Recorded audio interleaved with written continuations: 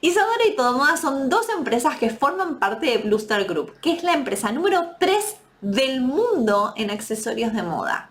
Acabamos de hacerle la entrevista a Martín Castelli, hicimos un How Fashion Meet, para que nos cuente todo sobre su historia. Están hace 27 años y pasaron absolutamente todo, imagínense, todas las crisis argentinas habidas y por haber, así que hablamos un poquito de eso, hablamos también sobre cómo crecer, cómo ir creciendo cuando no tienes plata, porque las empresas a veces no tienen plata, les pasó, ellas pasaron por todas, cómo hicieron para crecer a pesar de eso, cómo generaron estrategias y qué pasa cuando haces una estrategia y por ahí no te funciona cómo crees y qué pasa, cómo tenés que adaptar. Hablamos sobre la dinámica de las pymes familiares que no son nada fáciles, básicamente, bueno, ellos son una pyme familiar y cómo lograron poder mantener la paz y hacer crecer la empresa y hacer este monstruo de empresa que tienen claramente y no morir en el intento. Hablamos sobre cómo formar equipo y la importancia de formar equipo y hablamos mucho también sobre la mentalidad y la actitud. Eh, que es clave para poder crecer. Véanlo porque está buenísimo. Él habla sobre un día decidió no preocuparse nunca más. Bueno, charlamos un poquito sobre eso y hablamos sobre los pilares de la empresa y que para ellos son la parte tecnológica y la parte de innovación más que nada y también la parte del producto y la esencia y el ADN de la marca, ¿no? Son cosas muy fundamentales y también tienen como una gran pata de producción, de ser industriales, ¿no? Y cómo lograr llegar a tantos países, cómo fabricar en distintos países, o sea, no sé, tienen tantas cosas, es una cosa espectacular y hablamos absolutamente de todo eso, así que no se la pueden perder, se las dejo a continuación. Bienvenidos a How Fashion Meet, un espacio donde charlamos con todos los referentes y sobre los temas más importantes del rubro textil. Soy Sofía Yabayol, diseñadora de indumentaria y creadora de How Fashion Works. How Fashion Works es un espacio donde vos podés chequear todo sobre el rubro textil. Te ayudamos y te damos muchos conocimientos y herramientas, te asesoramos y te guiamos en todos los pasos que tenés que hacer para tener tu marca de moda. Y si no, nosotros lo hacemos por vos para que te saques ese tema de encima y puedas poner todo tu foco en las ventas y en la parte comercial. Bienvenido, hoy lo tenemos a Martín Castelli, él es parte de la familia fundadora de Blue Star Group, que es Todomoda e Isadora. Bienvenido Martín, ¿cómo estás? Hola Sofi, ¿cómo estás? Gracias por la charla. Un lujo Martín tenerte acá, muchas gracias por participar. Primero, felicitarte porque ustedes son la marca número 3 del mundo de accesorios de moda, ¿verdad? Sí, correcto, sí. Son unos grosos y son argentinos, espectacular. Para una amiga el otro día que le conté que íbamos a tener esta entrevista, me dice, es nuestro Amancio Ortega, es la Sara Argentina, básicamente. Y dije, Sí, sí. es verdad, tiene toda una Una familia, unos... 0,01 de Sara, más o menos. No, bueno, pero es como argentino, ¿viste? Para nosotros es tipo nacional, espectacular. Bueno, Martín, contanos un poquito sobre tu historia, que es una historia fascinante y hace un montón de años. Sí, hace mucho, hace 27 años empezamos la compañía, pero todo empieza, como muchas empresas en Argentina, con nuestras raíces en nuestros abuelos, el abuelo por parte de mi padre, que era hijo de inmigrante italiano, y tenía un puesto de venta de zapallos en el mercado del abasto. Y mi padre se crió, digamos, en una casa donde la cultura del trabajo era la que más prevalecía. Lo único que valía era trabajar fuerte, despertarse bien temprano y volver bien tarde a la casa. Entonces, en ese contexto, mi padre empieza de muy chiquito a trabajar diversos empleos y a los 14 años entra de operario en una fábrica y 4 años después, cuando llega a sus 18 años, pasa a ser capataz de esa fábrica, que era una fábrica de fundición de metales, donde él empieza a crear algunas matrices y algunos métodos nuevos y se entusiasmó mucho con la parte de producción, siendo así que cuando cumple 26 años, él alcanza ya su primer fábrica, digamos, empieza con su primer fábrica que estaba ubicada en el Abasto y que se basó en todo el know-how que él había desarrollado de fundición de metales para empezar a aplicarlo a la billutería. Entonces, esa fábrica, que de hecho es la fábrica que tenemos hoy, que está cumpliendo 50 años, Wow. empezó siendo él con muy poquita gente y haciendo fundición con métodos bastante innovadores para vender después de forma mayorista y hacer distribución.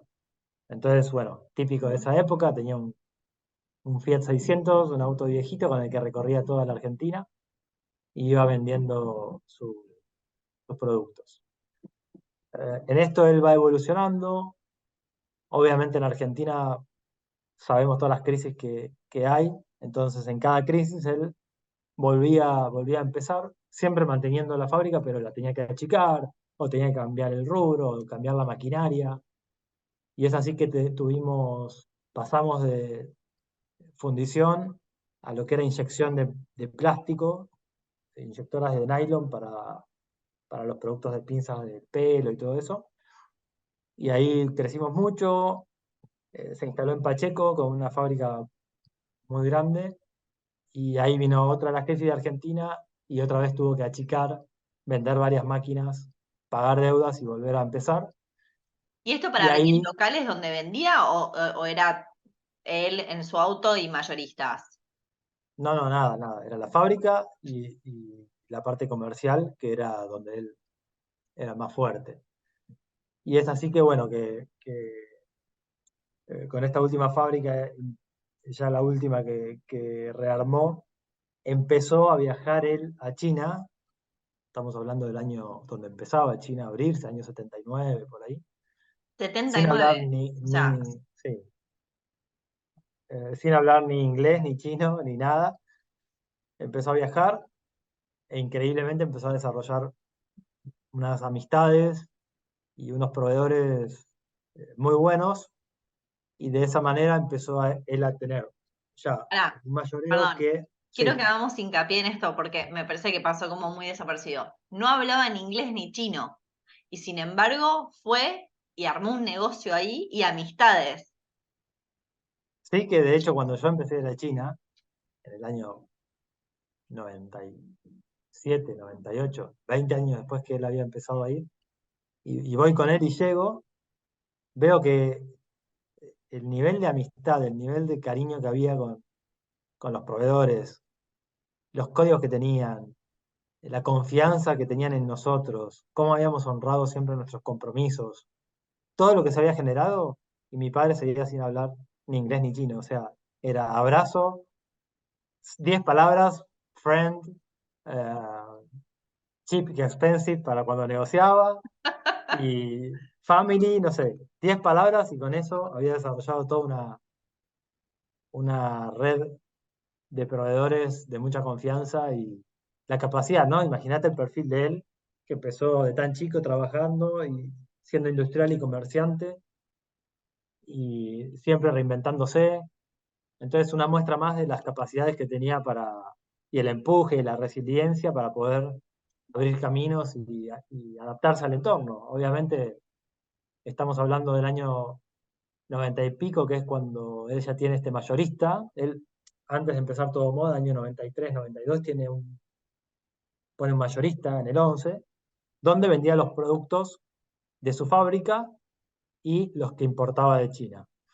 Pero en ese momento, claro, en los 90, con todo el tema del uno a uno y el contexto ese, era muy difícil mantener la fábrica al máximo. Entonces buscábamos la forma de hacerla eficiente porque nosotros somos una familia que se crió entre las máquinas. Yo de chiquito, mis recuerdos son caminar con el ruido de las máquinas funcionando, con los polímeros de materia prima que alimentaban las inyectoras, yendo a comprar polímeros con mi padre. Entonces, con ese mindset industrial, no podíamos quedar fuera del mundo, y lo que ocurrió es que con toda esa combinación de cultura y de modelo de negocios y adaptándonos a la realidad, mi padre tiene esta idea de armar un autoservicio de productos de moda, inspirado en lo que había visto en otros países en los viajes, pero con una impronta muy comercial, aprovechando sus capacidades en cuanto a eso, entonces tiene la idea de abrir el primer Todo Moda, y en ese momento nos invita a mi hermana Mariana y a mí a que empecemos a trabajar con él desde el día cero. De hecho, veníamos trabajando con él hacía 2 años, después del colegio, y Mariana ya estaba empezando la universidad, pero en los veranos, o sea, siempre estábamos en el mayorista o en la fábrica trabajando, pero ahí ya nos dice, voy a empezar este negocio, voy a abrir una tienda en la estación de trenes de Once, y ahí los invito a que participen y me empiecen a ayudar. Entonces es así que tuvimos la primera oficina de Todo Moda frente al mayorista, en un subsuelo de una tienda de relojes que él había empezado, una marca nueva que nada que ver con lo que hacíamos.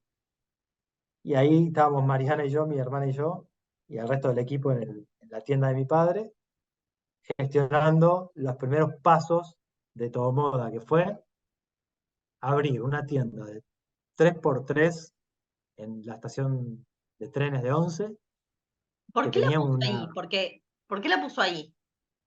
O sea, porque es raro. Lo puso ahí porque él buscaba que haya mucho tránsito de clientes, y había armado un producto bastante popular, con precios súper asequibles y un producto de calidad aceptable, pero donde priorizaba el precio sobre la calidad y con mucha comunicación de marca popular, de ofertas. Ponía eh, cumbia colombiana en unos parlantes que apuntaban hacia la estación de trenes para que llame la atención, y retumbaba toda la estación con la música que ponía, los carteles de oferta esos bien coloridos. O sea, Y el un producto, marketinero de alma, básicamente. sí, muy, muy comerciante, ¿no? Sabiendo en qué fibra tocar para vender más, con un producto sin una propuesta trabajada, ni con un desarrollo de producto, ni diseño. Era lo que se vendía, se ponía en la tienda.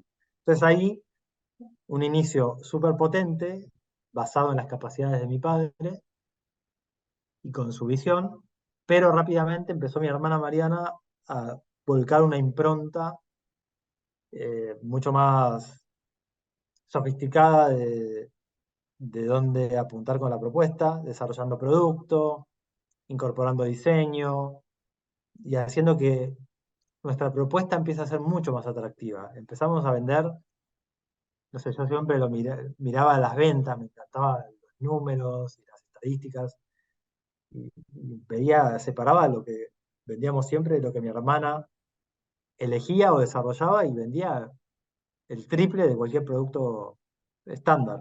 O sea, estaban marcando como Entonces le ya decía, su diferencial, digamos, ¿no? el diferencial de agregar diseño, y que ese diseño era muy valorado. Entonces, ahí empezaban, bueno, las discusiones, ¿no? Porque mi padre decía, esto es comercial, déjenme, yo sé lo que estoy haciendo, pero yo le decía, mirá, lo que hace Mariana vende mucho más y hay que aprovecharlo. Y ahí se daban esas discusiones que terminaban siendo enriquecedoras porque probábamos todo, y lo que sí empezó igual fue un camino de desarrollo de la marca, donde dejamos de tener tanto ese producto tan de bazar, y ahí sí empezó el verdadero Todo Moda a, a crearse, que era una propuesta de un diseño muy lindo, con un precio muy bueno y una calidad buena.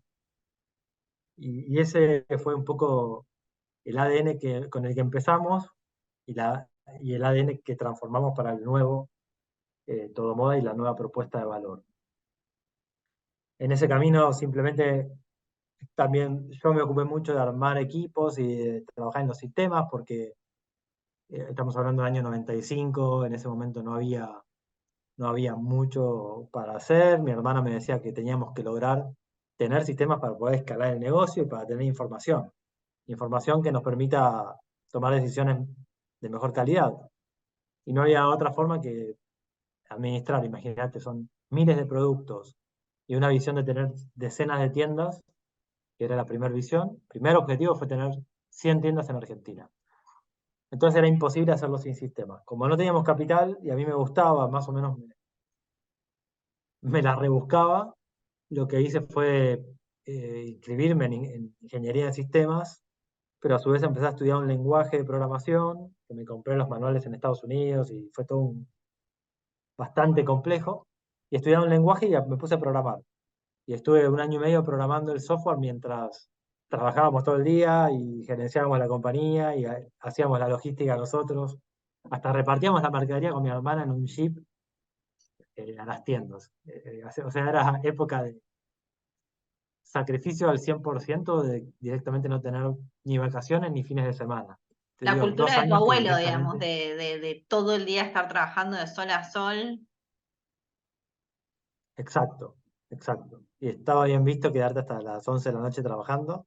Tal vez no era lo más inteligente, pues un nivel de cansancio y tal vez de estrés desmedido, pero era nuestra cultura y así nacen las empresas, el esfuerzo y el compromiso. Entonces, estaba perfecto. Finalmente termino el sistema después de un año y medio de programar y con eso también fue un cambio importante, porque empezamos a poder escalar el negocio a un siguiente nivel y sin problema. Ya el sistema estaba pensado. Yo me reía el otro día que veía la documentación que había hecho en ese año, de hace 25 años, documentación del sistema, y había puesto unos campos que eran justamente cómo hacer, era multipaís, o sea, todo de la parte de la documentación de que era multipaís. Y yo digo, ¿de dónde? Con mi hermana estábamos pensando en abrir países en una Argentina con el 1 a 1 y con las complicaciones y las diferencias con otros países, o sea, muy difícil pensar en abrir otro país, pero con mi hermana, como siempre habíamos visto que mi padre había sufrido mucho en Argentina y que Argentina había sido injusta con él, dijimos, no, salgamos de depender de Argentina, vayamos a tener ingresos en otros países. Y es así que cuando armo el sistema tiene toda la parte multipaís desarrollada. Después, en el 2001, eventualmente terminamos abriendo. El primer país fue la Argentina, que fue México, y estaba todo preparado para hacerlo y planificamos también otras cosas, pero todo nació con una visión tal vez, de una estrategia muy fuerte y muy sana, que era, vamos a hacer una empresa internacional, vamos a hacer las cosas bien, vamos a tener procesos y sobre todo, que es la clave del éxito, vamos a tener al mejor equipo que podamos obtener y desarrollarlo y que crezca con nosotros y armar una comunidad y un equipo que sea la que lleve adelante este sueño. Que obviamente cuando vos en una empresa tenés un buen equipo, ya ganaste la mitad del partido. Tengo muchas preguntas para hacerte. Primero, me parece clave lo que hicieron esto de los multipaíses, porque no solamente a nivel de venta de locales, sino también a nivel de producción, o sea, desde China hasta Argentina, porque la crisis del país a veces es pro nacional, a veces es pro importado, entonces, o sea, está bueno tener ese mix para poder bancar y seguir productivamente a lo largo de los años, ¿no? Después me pareció buenísimo esto que vos decís de poder no tener solo el foco en Argentina, sino en otros países, como justamente en épocas de crisis otros países te bancan y te ayudan a mantenerte, ¿no? Esa es más o menos la estrategia que pensaron en su momento. Sí, esa fue la estrategia. Ahora en la práctica, Argentina siempre fue un país muy sano, porque estábamos muy cerca, porque nos adaptamos rápido gracias a la fábrica y siempre logramos, bueno, lo que le pasa a todo empresario argentino, te adaptás, le encontrás la vuelta y vas resolviendo. Entonces, depende de la época, 2001, por ejemplo. Nuestra fábrica pasó a estar triple turno, 24 horas. Y excelente. O sea, nos adaptamos rápido, cuidamos el stock de lo importado y empezamos a aumentar mucho más lo nacional y nos adaptamos. Entonces, cuando ves en el tiempo, al final, lo hicimos por no depender de Argentina, pero Argentina con un nivel de foco y un nivel de esfuerzo 4 o 5 veces mayor que cualquier país, pero siempre logrando adaptarnos. Y los países nuevos funcionando siempre muy bien. Pero también en eso que preguntabas, lo que hicimos fue pensarnos como empresa global. Cuando fuimos a otros países no dijimos, somos una empresa argentina, si bien somos industriales de toda la vida, el comercio o el retail, digamos, el comercio minorista pasó a ser nuestra actividad principal. De todos modos, no dejamos de ser industriales, por lo tanto, desde esa base vamos a proyectar nuestra forma de trabajar. Pero eso no significaba que al ir a otro país íbamos a tener que llevar productos de la fábrica nuestra, no nos atábamos a nada, no nos quedábamos condicionados en nada, lo que hacíamos era pensar la mejor forma de abrir uno de los países y aprovechar todas las capacidades que tengamos. Entonces, el concepto es, fuimos una empresa global, por más que estábamos basados en Argentina, mentalmente globales. Me acuerdo que mi hermana, para poder estudiar a la competencia, agarraba y buscaba el pasaje más barato posible, por ejemplo, a Nueva York, y no sacaba hotel, nada, agarraba, se conseguía un pasaje que era, no sé, Argentina, Perú, Perú, eh, Miami, Miami, Nueva York, con 2 o 3 escalas, llegaba a Nueva York a la mañana, recorría la competencia, miraba algunos proveedores y se iba directo al aeropuerto y volvía otra vez con 2 o 3 escalas, sin pagar hotel, porque no teníamos un peso, entonces había que cuidar mucho los recursos. Y era solamente un pasaje, de hecho, no sé, comía un sanguchito en algún lado, se tomaba el taxi, en el taxi, el tren o el subway al aeropuerto y se volvía. Y llegaba pobre, destruida. Destruida. Sí, pasaba un par de días para que se recomponga, pero venía con la cabeza con un nivel de información espectacular para poder subir la vara y compararnos siempre con el jugador de afuera, no con lo que pasaba en Argentina.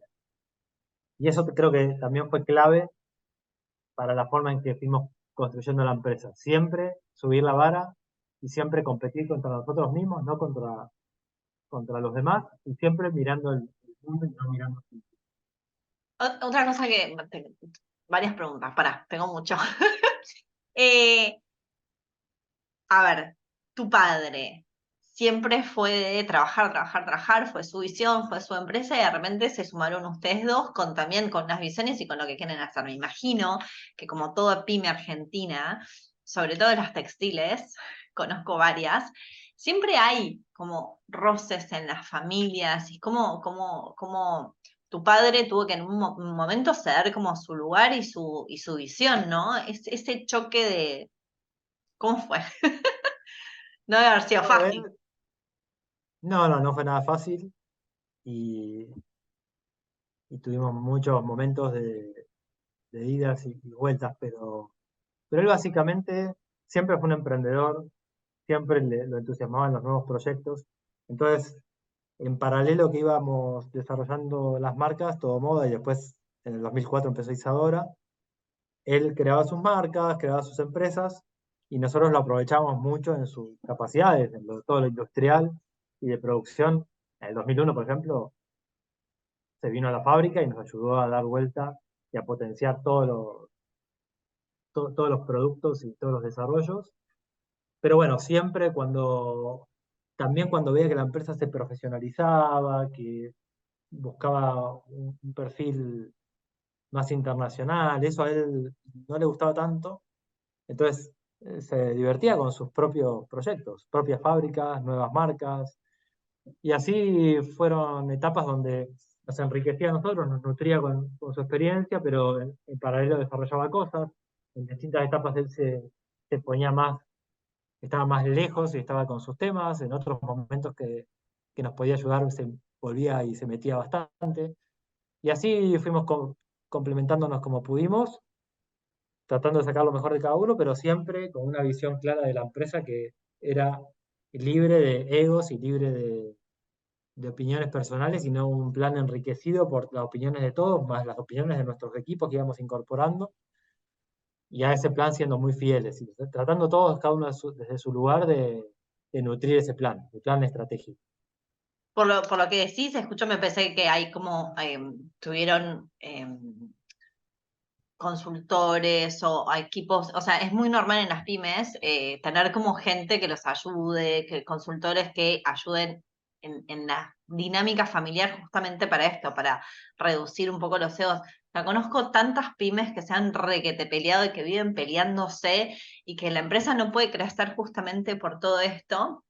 Y muchas veces, a pesar de tener consultores que los ayuden a mediar ante las decisiones, pero a ustedes les fue bien, ustedes lo hicieron bien. Sí, pero siempre con eso que decís, muy presente, esas tensiones. Tal vez sí en un momento pusimos un límite que fue decir la empresa es sagrada. La empresa es sagrada, entonces ya donde un plan de alguien o una discusión está empezando a dañar la compañía, ahí ya no avanzamos más en ese punto. Siempre donde se notaba que estaba, la que salía perdiendo era la empresa, automáticamente todos nos surgía nuestro sistema de defensa y cuidábamos, bajábamos un poquito los decibeles y cuidábamos la compañía por sobre todo. Pero no es fácil porque también cómo haces para aprovechar esas capacidades y esa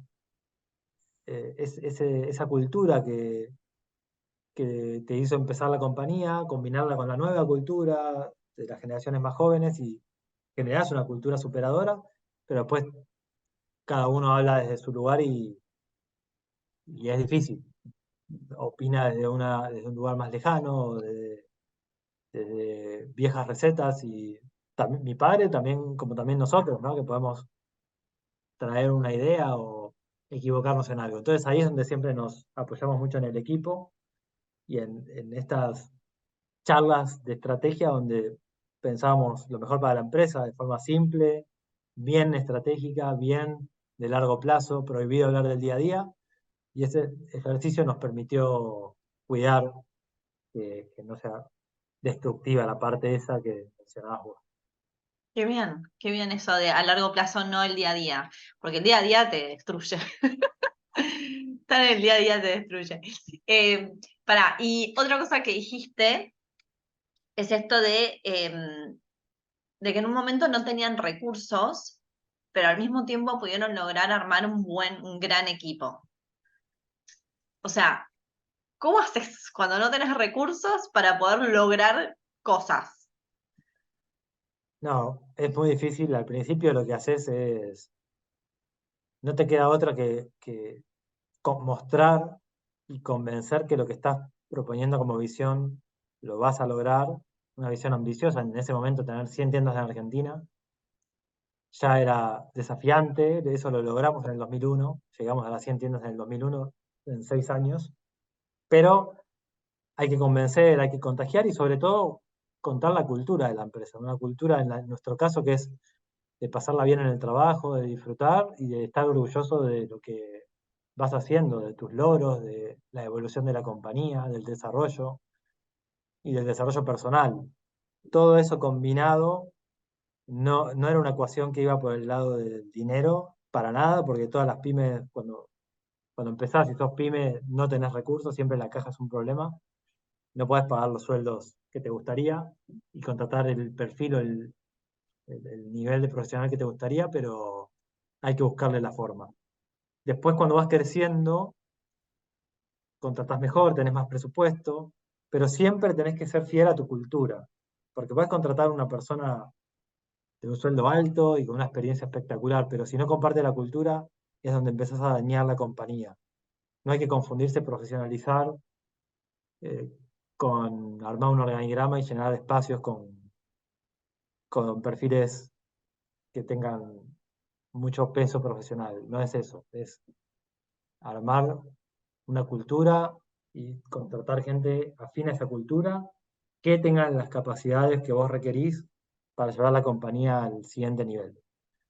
Y al Ok, entonces final es difícil. lo que garpa es la actitud, básicamente, por Sí, ahora. lo que garpa es la actitud y que seas consistente con lo que decís. Si decís vamos a crecer, que la organización vea que es genuino, que todo lo que decís es verdad. Y a medida que se va viendo que es verdad y las cosas pasan, los que habías contratado ya se convencen y también convencen a los nuevos y vas armando cada vez un mejor equipo. Y obviamente como cuando vas creciendo aún más, empezás a tener algunos métodos. Por ejemplo, me acuerdo que nosotros lo que hacíamos era contratar un puesto nuevo muy importante que venía a mejorar algún área crítica que había mucha oportunidad de mejora. y ese nuevo gerente, en lugar de ponerlo ya a operar desde el día uno, le decíamos, empezá haciendo una consultoría interna desde afuera. No te metas en el día a día, que no te coma el día a día, y hace un proyecto de mejora de lo que tenemos actualmente en 3 meses, por decir algo, que logre ahorros que paguen tu salario de por vida. Y entonces suena raro, pero te digo, funcionó en el 70-80% de los casos. Y lo que hacían era contratar a un profesional de lo que sea, agarra el área, vamos a decir, por ejemplo, en producción. Entonces, agarra toda la parte de producción y hace todo el análisis y todo su diagnóstico y su propuesta para optimizarla de manera tal que genere ahorros que ya su sueldo lo paguen y mayores. Porque si es una persona que estás contratando que es de un perfil más alto, con experiencia, esperás mejorar. Y entonces que quede demostrada esa mejora. Y que quede como un quick win, como una ganancia rápida en el modelo. Y al hacer eso, es genial, porque la persona, primero ya en la caja, generó el ahorro, y te digo, eran ahorros de 2, 3 veces el sueldo, no de su sueldo, y ya empezás con una implementación de mejoras, y ya a los 3, 4 meses empieza a repagar su salario, y después de alguna manera te quedó financiado por la propia mejora. Ese era uno de los trucos, pero así hay un montón, y como toda empresa que va creciendo, tiene que encontrar su forma, su propia forma de cuidar la caja, cuidar los resultados, de cuidar la cultura, pero siempre lograr mejorar en los equipos, incorporar cada vez perfiles más altos y desarrollo de los que vienen acompañando de antes el proyecto. Una cosa que te quería preguntar es, esto que ustedes se pusieron tipo, ok, listo, vamos a tener 100 locales, esa estrategia. O sea, por un lado, ¿cómo la pones? O sea, ¿de dónde surge? Y segundo, ¿cómo haces para mantenerla? Porque hay un momento en el cual tipo, vos decís, sí, voy a hacer esto. Y vos ves que no está llegando, que te está costando, decís, bueno, estoy haciendo todo esto, pero no sé si el resultado va a ser esto. O sea, confío, estudié, armé todo y creo que sí, pero no sabés, en definitiva. Sobre eso, ¿qué consejos nos podés dar? Sí, bueno, es que es así. Ahora, nuestro proceso estratégico, no sé por qué lo hicimos así el día uno, pero fue un acierto. Y fue empezar soñando bastante. Soñás sin restricciones. ¿Dónde puede estar mi empresa en 5 años? Siempre poníamos más o menos una, una vista a 5 años. Sin todos los peros que te dan, no, pero esto es imposible, esto no se puede, ningún pero. Soñemos dónde podemos estar en 5 años. Si todo lo hacemos bien, comparando con el mundo, comparando con lo que hacen los demás. Y una vez que soñaste, después le das un golpe de realidad, porque soñando te vas muy lejos, y ahí le pones un poco el término del tiempo, de los 5 años, que sea realista el crecimiento, que sea realista en función de tu caja, que siempre hacíamos como las dos ramas principales del crecimiento estaban en la parte financiera y en la parte de equipo. Si lográbamos llevar esos dos de la mano, creciendo en esos dos aspectos, lo demás se iba resolviendo. Entonces, le das ese golpe de realidad y ahí te queda una estrategia a 5 años, digamos, desafiante, pero lograble. De hecho, esta estrategia actual nuestra, por ejemplo, empezó en enero de este año, ya casi un año, y es para el diciembre de 2027 duplicar la compañía. O sea, desde enero de este año hasta diciembre del 27 tenemos que lograr duplicar la compañía. Duplicarla en cantidad de tiendas, en ventas, en cantidad de empleados. Y nada, es hiper desafiante. Si tardamos casi 30 para llegar hasta acá y vas a tardar 5 para duplicarlo.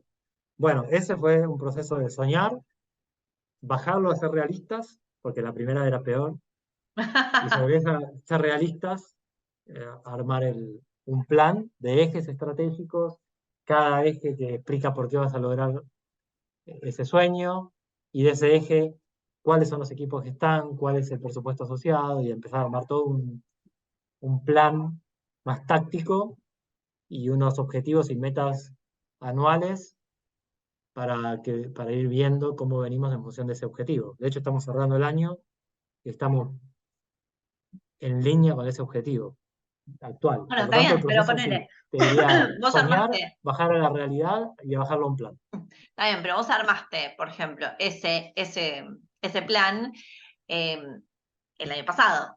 Ahora tenés un cambio de gobierno donde supuestamente es como un cambio 180 grados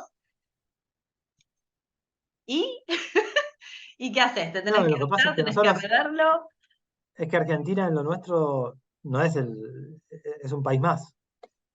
Por lo Claro, tanto, un cambio de un país de gobierno es un cambio en ese plan de ese país. Han ocurrido en todos los países donde estamos, ya estamos en 8 países, en todos estos años han ocurrido un montón de cosas como las que van pasando en Argentina. Y en cada país nos adaptamos y sufrimos esa crisis, pero el resto de los países no.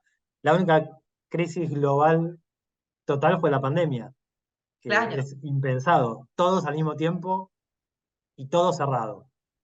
Así que fue la única que fue distinta.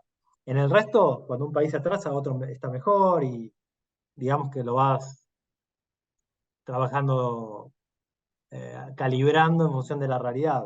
Pero el sueño, digamos que es verdad que también cuando sos más chico es mucho más, tiene mucho más riesgos de que sea amenazado y cuando la empresa crece, cuanto más grande es más estable la forma de hacer realidad ese sueño. Está más diversificado, está repartido en un montón de áreas, por lo tanto es más estable.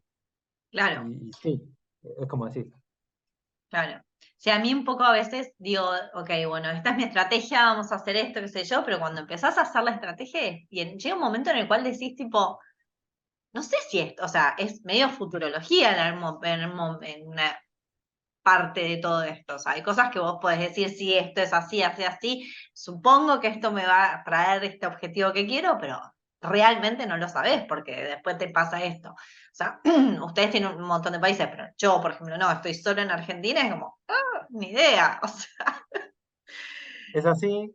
Lo que pasa de la organización, lo que ve es que vos transmitís una visión estratégica enriquecida, con una visión potente, trabajada, realista, desafiante. Y la organización después, con eso estás transmitiendo que querés crecer, que es para mí base de cualquier compañía, crecer y que su gente se desarrolle. Y después vas a trabajar y tenés la intención y lo haces con, o sea, con la realidad, estás tratando de lograr esa visión. Y cuando las cosas cambian, te adaptás y propones cambios y mm, te vas adaptando. Suponte que no llega al objetivo, que no se llega. La organización lee la intención que hubo, lee el camino que se hizo para intentar llegar y lee la calibración. A los 2, 3 años ves que no está llegando a esa visión de 5 años, se rearma y se cuenta por qué se rearmó y cuál es la nueva visión, que sigue siendo desafiante y un sueño desde ahí en adelante porque hubo crisis o lo que sea, y después toda la intención y el plan va por ahí y la organización lo entiende perfecto. De hecho, en nuestro crecimiento no fue lineal. Fueron por muchos momentos dijimos, vamos a lograr esto y no lo pudimos alcanzar. Y ningún problema porque todos ven que todo lo que hiciste fue el máximo esfuerzo para lograr esa visión. Y entonces ahí funciona. Lo que pasa es que el ejercicio de la estrategia es un ejercicio clave. Vos tenés que crecer y siempre tenés que lograr expandir el negocio porque si no, como un árbol, ¿no? Se empieza a secar. Por lo tanto, toda estrategia debe tener crecimiento y ese crecimiento después tiene que ser bajado a la realidad un plan. Y el tiempo de la estrategia en cualquier empresa tiene que estar definido y tiene que estar presente y cumplirse. Por más que esté explotando todo, si hay, no sé, 4 horas de la semana que se dedican a pensar solamente en estrategia, solamente en largo plazo, respetarlas y enriquecer esa estrategia. Porque tal vez, no sé, estás viendo cómo defender a Argentina en los cambios que se vienen y estás con el día a día que te va como llevando tu agenda y te perdés de abrir un país nuevo que tal vez te da mucho más rentabilidad de lo que te da Argentina. O sea, grandes oportunidades, grandes ideas que quedan perdidas porque estás con el día a día. Entonces hay que mantenerlo presente, bien claro a largo plazo, y después en el día a día matarse para lograrlo y adaptarse. Eso, adaptarse. ¿Y les ha pasado, bueno, seguramente que sí, en tantos años, momentos como de estancación, de decir tipo, ¿cómo salimos de esta? No podemos lograr salir. Me ha pasado decir tipo, bueno, quiero avanzar y no puedo, me pasa, no sé, bla, bla, y no estoy pudiendo lograrlo.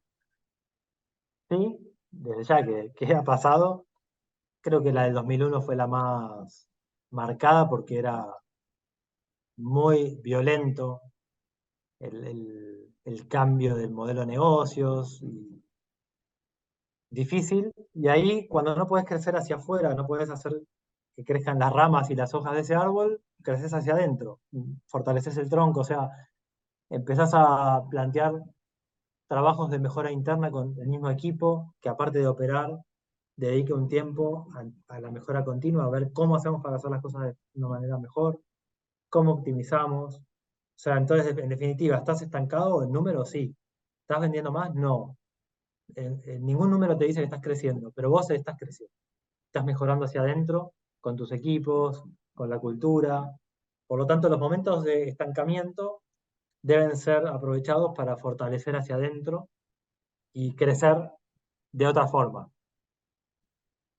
Perfecto. Bueno, sigamos por la historia. No, no me acuerdo, no sé, me perdí por dónde estábamos. No, Eh, la historia, bueno, ahí te conté, diría que la parte más importante, la fundacional. Después son hitos en este plan de expansión internacional, que han sido lo de abrir México en el 2001, primer país fuera de Argentina, crear Isadora en el 2004, empezar a preparar la casa matriz en Argentina para abrir el mundo, que eso es, nuestra casa matriz está principalmente en Argentina y es todo un equipo de 300 personas que no están en la operación, están solamente en mejorar el modelo de negocios, y eso se exporta ese servicio a nuestras propias operaciones de otros países. Por eso también estamos en la industria del conocimiento. Pero básicamente esa casa matriz la fuimos creando en el 2008 y fortaleciendo para abrir finalmente en 2010 en Chile y 2011 en Perú, con esos dos países que fueron países siempre con tiendas propias, no tenemos franquicias, por lo tanto requieren mucho esfuerzo, Aparte te tienen un exigen en montón. todo aspecto. En cuántas tiendas están hoy? Hoy estamos en 850 tiendas propias. Y estamos ahora con el plan este de duplicar y de abrir el resto de Latinoamérica. En algún país tenemos que ir con un operador de marcas local porque son países muy pequeños. Bueno, para completar Latinoamérica sí entramos en otros modelos de negocio, pero siempre el principal nuestro es tienda propia. Así que el crecimiento cuando es con capital y tienda propia es más lento, pero después es más sólido para que esa rentabilidad es 100% tuya la puedas reinvertir y acelerar el crecimiento. Es como que empieza mucho más lento y después acelera más que si fuese otro modelo. Y con ese lento al principio, rápido después, abrimos Chile-Perú, nos dedicamos a hacerlo crecer y después ya preparamos la siguiente etapa de fortalecer la casa matriz y la expansión con la apertura de Brasil, la apertura de nuestra oficina de Madrid, nuestra oficina de Shanghai y después ya vino la pandemia, que fue un stand-by en todo, y después de eso retomamos el crecimiento con la apertura de Paraguay, y ahora se vienen unas aperturas en muchos países que venimos trabajando hace ya un año y medio, y viene un año, diría un año y medio más o menos, casi 2 años de mucha expansión en Latinoamérica, para después ya abrir nuestro primer mercado fuera de LATAM, que va a ser en Europa. Ok, bien, bueno, espectacular. Irse a Europa, Sí, qué bien, qué bien. Che, y te hago unas preguntas más, perdón. Em, Ustedes están como súper, súper avanzados. Vos, otra cosa es un mérito enorme, el programa que vos hiciste, el sistema que hiciste. em, He leído algunas notas que es tipo, en su momento, digamos, por ahí ahora no, pero en su momento era increíble, era espectacular, así que felicitaciones. Y ahora ustedes son una empresa súper tecnológica, ¿o no? sí, bueno, en realidad fue inverso a como lo dijiste. El primer sistema que hice yo era un sistema que teníamos lo básico, pero nadie tenía lo básico.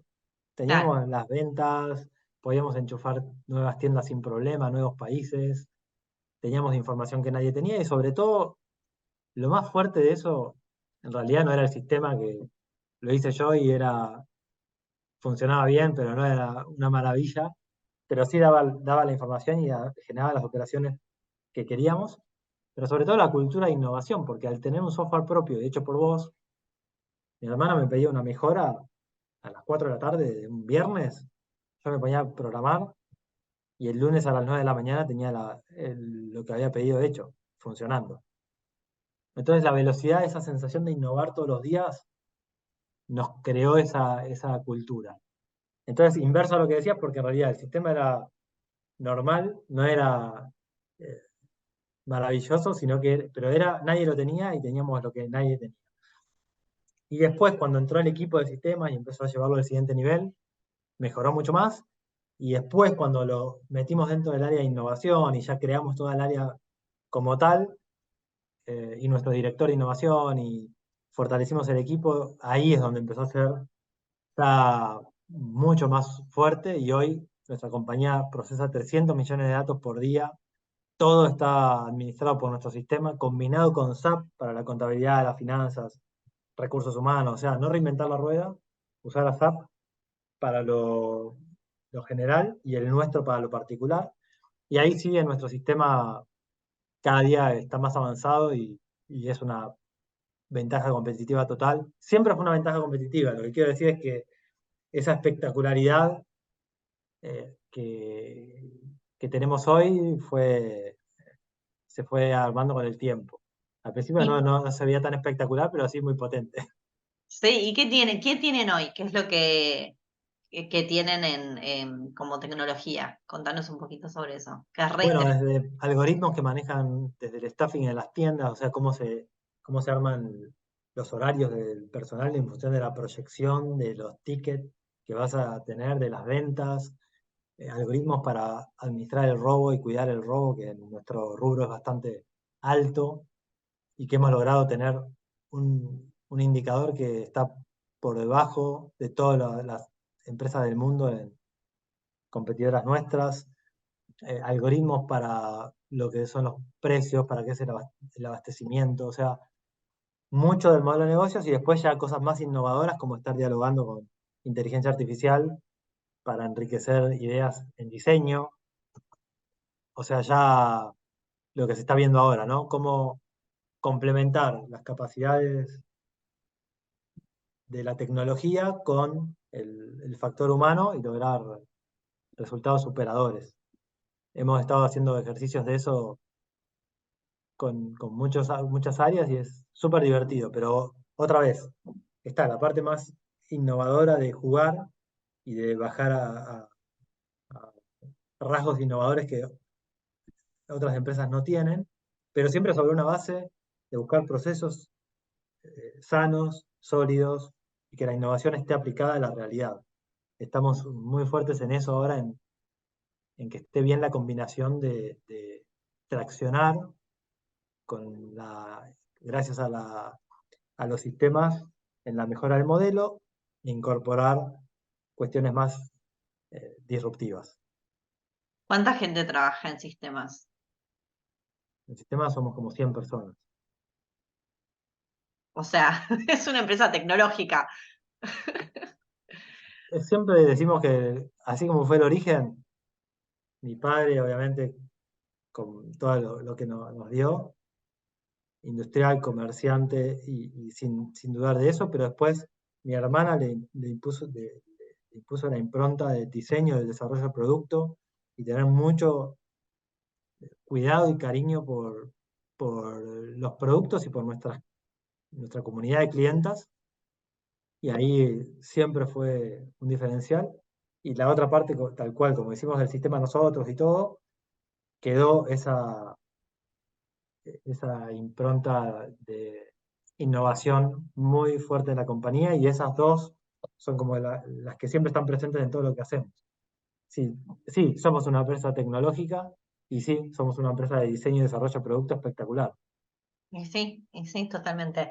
Y después una cosa que pienso es que todo el mundo te dice como, hace foco, hace foco, hace foco. Y ustedes veo como que desde producción tienen distintos países, comercial tienen distintos países, mismo dentro de sus productos tienen un montón de líneas, o sea, tenés pelo, tenés la textil, tenés los accesorios, tenés ahora make-up. Bueno, chicos, esto es una cosa espectacular. Me la compré el otro día, estoy chocha. O sea, tienen como un montón de líneas. ¿Y eso cómo manejas el foco y la expansión en todas sus formas? Sí, no, es que ahí siempre es el equipo, porque el equipo no es solo, no ocupa un lugar en la compañía, sino que viene a proponer mejoras, a adueñarse de esa área e interactuar para mejorarla y el desarrollo personal de nuestros equipos. Nosotros, como toda empresa, todo lo que logramos fue gracias a las contrataciones y los equipos que fuimos sumando, que empezaron como, digamos, colaboradores de la empresa, pero siempre se van transformando como parte de la familia. Nosotros somos muy unidos y la familia se ha agrandado gracias al equipo y todos los logros son gracias a ellos. Entonces, ese foco, si bien está la estrategia a largo plazo, el foco es combinación de una cultura de trabajo combinada con que los equipos son los que hacen foco y están una visión clara, pero también aportan mucho desde su lugar. Bien. Todas las diseñadoras que conocen las oficinas de Todo Moda, todas quieren trabajar ahí. Tipo, yo he tenido miles de entrevistas, Martín, hasta tus hermanas me han entrevistado a mí, nunca quedé. Ah, no sabía. Es el sueño total. Y cada vez que voy a un local, dejo mi sueldo ahí. O sea, no, es una cosa de locos. Su empresa es espectacular, amo todo.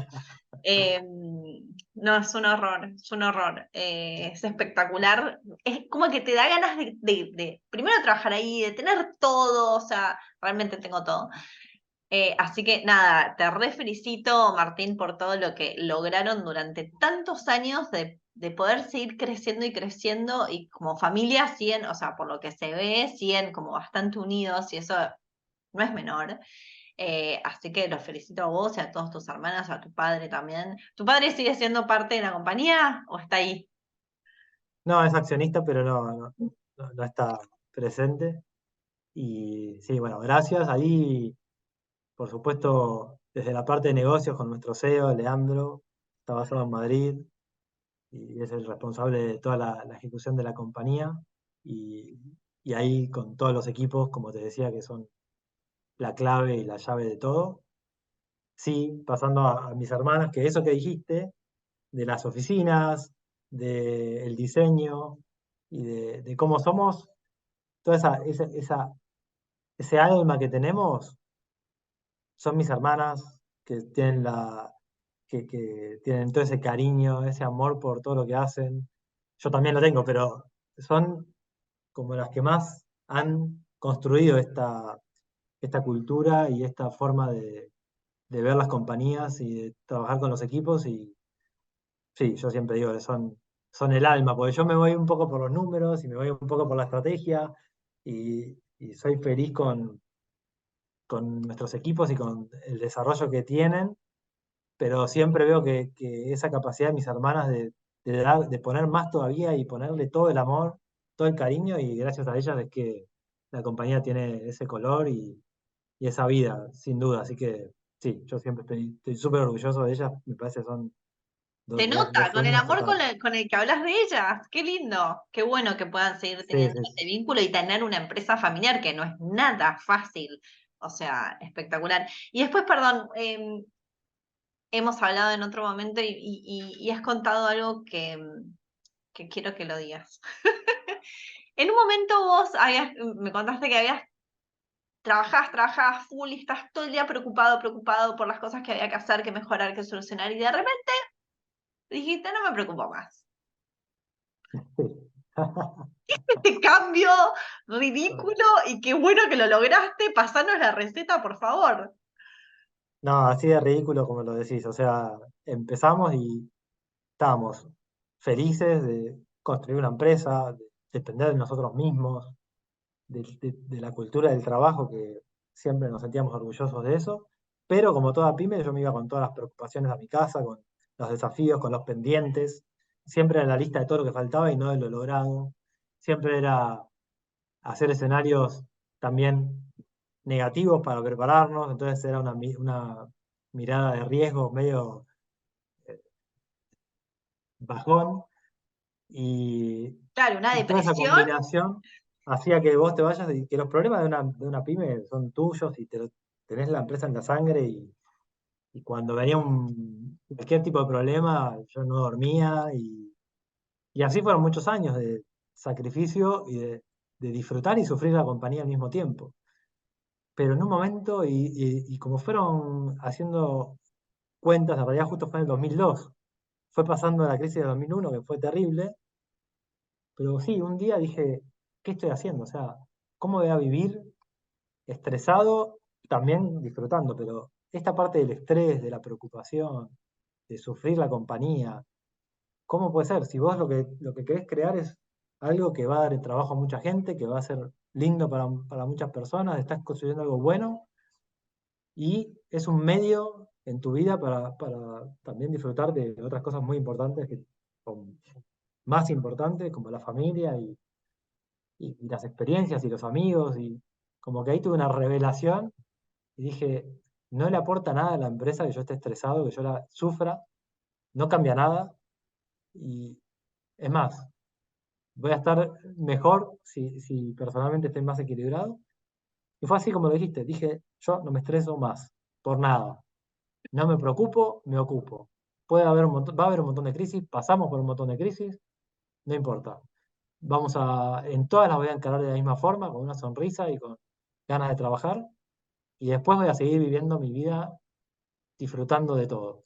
Y nada, desde ese año lo pude lograr y no soy una persona que se haga problema por las cosas, no me preocupo y hay situaciones difíciles y se enfrentan con responsabilidad y sin dejar no sé cómo explicarlo, pero que Que te no te invada el deje cuerpo. dormir. ¿Viste cuando vas a dormir y te maquinás? Cuando Eso, te te invade hace. el cuerpo, cuando lo sentís que somatizás, que empezás a somatizar ese estrés, ya estás pasado. Y no tiene sentido. No, esto es una realidad, va a pasar siempre, va a haber crisis, siempre va a haber problemas. Tener una empresa es elegir tener problemas todos los días. Por lo tanto, amigarse con los problemas, poner un dique que no permita que el problema se transforme en una preocupación o en un deterioro personal. Y con ese cuidado personal también afrontás de una mejor forma las cosas. Así que es un círculo virtuoso.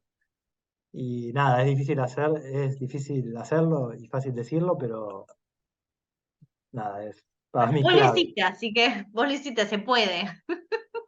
Se puede, se Poder se puede, se puede, puede. Bien, sin duda. buenísimo.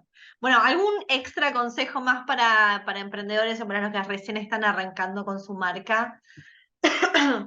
Ya, el consejo es, nosotros hemos pasado por todas las etapas. Empezamos, de hecho, con una deuda, ni siquiera teníamos capital, teníamos negativo, una deuda de mi padre. Y tuvimos crisis de crecimiento todo el tiempo, cometimos miles de errores, tuvimos momentos de desazón o de estar perdidos. Tal vez sí esto de tener la estrategia siempre clara y el norte claro, por más que el viento te había llevado el barco 100 millas en otra dirección, sabíamos dónde estaba el faro. Y entonces ahí retomábamos. Por lo tanto, en cualquier etapa que esté, cualquier empresa o pyme o micropyme o empresa mediana o grande que esté escuchando esto, sepan que nosotros pasamos por ahí y fue una etapa más. y pudimos seguir creciendo y logramos ser lo que somos hoy y vamos a lograr lo que estamos proyectando ser. Por lo tanto, se puede. Y ya sé que es difícil y ya sé que no hay que ser naif y pensar que solo con pensarlo y proponértelo y armando un buen equipo se logra en 2 minutos. No, sé que el camino es complicado porque estuvimos ahí, pero lo superamos y conozco tantas empresas en Argentina que me dan tanto orgullo y muchos también industriales que la industria para mí es la clave, es la transformación, la generación de riqueza genuina de los países. El comercio es un paso más, si te pones a mirar, pero cuando estás en la parte industrial, estás transformando. Por lo tanto, es la parte que más orgullo me da y se puede y hay que saber que son etapas. Ok, entonces, si estás mal porque te está yendo mal en tu empresa, haz lo que hace Martín, pum, un día decís, ¿para qué preocuparse? Esto va a pasar, es una etapa y es la mente, es la actitud, lo que decíamos antes, la actitud es lo que garpa, básicamente. Es re difícil, todo esto es re difícil, pero se puede. Es muy difícil, pero se puede. Y una vez que estás, obviamente, que estás mentalizado, estás bien y no te preocupás, cuchillo entre los dientes y vas a buscar los objetivos, ¿no? Es que no significa relajarse, no significa que te deja de preocupar, o mejor dicho, que te deja de interesar, ¿no? No, al contrario, pero vas con más claridad. Y aparte sin costos personales que no tienen sentido, es un costo que realmente va a la basura ese. Así que no se enganchen con eso. Bien. Bueno, Martín, muchísimas gracias por darnos este espacio, esta entrevista y contarnos todo sobre Blue Star Group. Eh, Muchas gracias. Y gracias a todos por mirar. Si les gustó este video, liken, comenten y compártanselo a quien crean que les pueda servir. Les dejamos las redes de ellos y las nuestras para que nos puedan seguir. Gracias, Martín. Muchas gracias, Sofi, y a disposición para toda empresa que quiera escuchar un poco más o que podamos ayudar o lo que sea. Hay muchos ecosistemas que están generando justamente para potenciarnos entre nosotros y ser una generación distinta, no la generación que se va ocultando las cosas y que busca su beneficio personal, sino la generación que busca el ecosistema y la mejora en conjunto. Y ahí estamos presentes, por lo tanto, a seguir éxitos y a crecer que estamos todos juntos en esto. Qué genio, Martín. Bueno, muchas gracias, ¿eh? Gracias, saludos a todos.